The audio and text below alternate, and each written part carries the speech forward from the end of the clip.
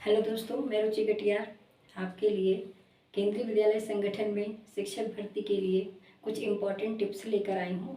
उम्मीद करती हूँ ये टिप्स आपके एग्ज़ाम में बहुत कारगर साबित होने वाले हैं। तो मैं आपको बताने वाली हूँ कैसे कम समय में आपको ज़्यादा से ज़्यादा सिलेबस को कंप्लीट करके और हाईएस्ट मार्क्स को आप कैसे गेन कर सकते हैं। तो पहली टिप्स तो ये है कि दोस्तों सिलेबस को आप अपने पहले लिख लीजिए और कोशिश करिए उस सिलेबस को डिवाइड कर लीजिए अकॉर्डिंग टू आवर में कि आपको कितने घंटे में पढ़ाई करनी है। सारे बच्चों का अपना पढ़ने का तरीका अलग होता है और पढ़ने के आवर्स भी सबके अलग होते हैं। तो कुछ बच्चे ज़्यादा समय के लिए बैठ सकते हैं और पढ़ाई कर सकते हैं और कुछ बच्चे कम समय के लिए बैठते हैं। तो इस समय क्योंकि 1 महीना ही बचा है आप लोगों के पास में, तो 1 महीने के लिए हम कैसे पढ़ें। तो सबसे पहले हम क्या करेंगे, अपने सिलेबस को लाइक दैट मैं से एक एग्जांपल के तौर से समझा रही हूँ कि आपको कैसे हिंदी पढ़नी है। तो हिंदी में क्योंकि ग्रामर ही पूछा गया है, आपका साहित्य नहीं पूछा गया है, तो हिंदी के लिए हम क्या करें। जैसे कि आपको एक अगर संधि वाला चैप्टर पढ़ना है, कम समय में कैसे पढ़ना है, तो लोग तनावग्रस्त इतने ज़्यादा होते हैं बच्चे, क्योंकि उनको लगता है कि फिर से मुझे पूरा पढ़ना है। ऐसा नहीं करना है। अगर आप ऐसे करेंगे तो आपको बहुत ज़्यादा प्रेशर आने वाला है और प्रेशर आपके एग्ज़ाम में बहुत ज़्यादा नेगेटिव लेके आएगा। तो आपको क्या करना है, पहले आपको हिंदी संधि वाले चैप्टर में ये देखना है कि आपको कौन सी संधि ज़्यादा अच्छे से आती है और किस में आपको डाउट है।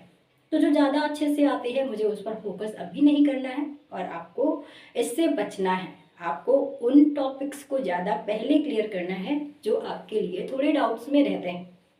जब अभी इस समय आप अपने डाउट्स पर फोकस करेंगे तो आप लास्ट टाइम में अच्छे से उन चीज़ों का रिवीजन 2 बार कर पाएंगे जिनको अभी आप पढ़ना शुरू कर रहे हैं।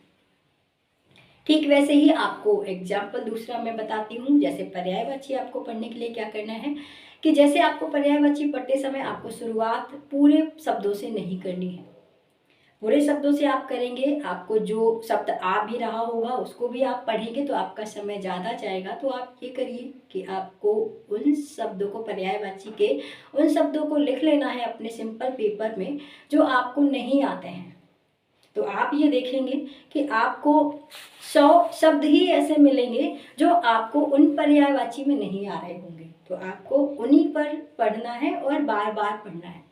कोशिश ये करिए कि जहाँ पर आप अपने स्टडी टेबल पर पढ़ रहे हैं उन शब्दों को चिपका लीजिए और मॉर्निंग और इवनिंग सोते समय आपको एक बार सरसरी नज़र से उन चीज़ों को देखना है और सुबह उठने के बाद आपको रटना नहीं है।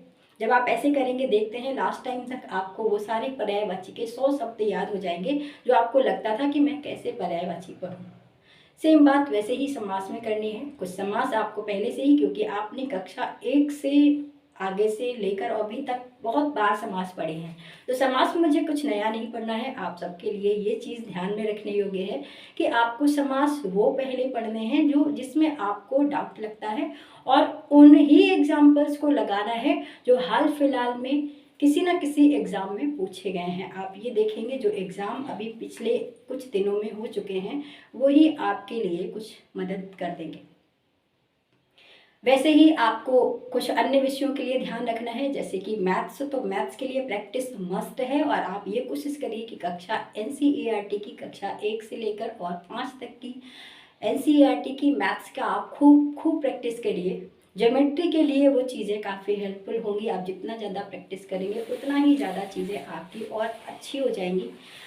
करंट को अभी आप, क्योंकि 10 नंबर में ही EVS और आपका GS और करंट दोनों चीज़ें 10 मार्क्स में हैं, तो इसके लिए आप अपने समय को ज़्यादा बर्बाद मत करिए। आप किसी भी यूट्यूब चैनल से करंट का प्रैक्टिस आप डेली अगर करते रहेंगे पर डे का, तो भी आपकी करंट कवर हो जाएगी। EVS के लिए सेम बात है कि आपको NCERT कक्षा 1 से 5 तक की NCERT को अच्छे से कवर करना है। और अब आप ये सोचेंगे कि कम समय में कैसे इतनी सारी बुक्स को पढ़ा जाए, तो आपको रीडिंग मारनी है सरसरी नज़र से और कम 3 से 4 बार, जब तक आपका एग्ज़ाम हो उसके पहले तक आपको 3 to 5 टाइम रिवीजन करना है अच्छे से।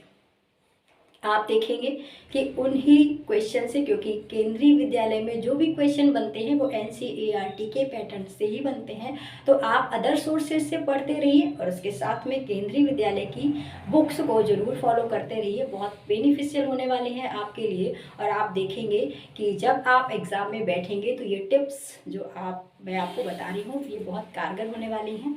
और ऐसे ही कुछ महत्वपूर्ण टिप्स के साथ जुड़े रहिए मेरे साथ। तब तक के लिए थैंक यू।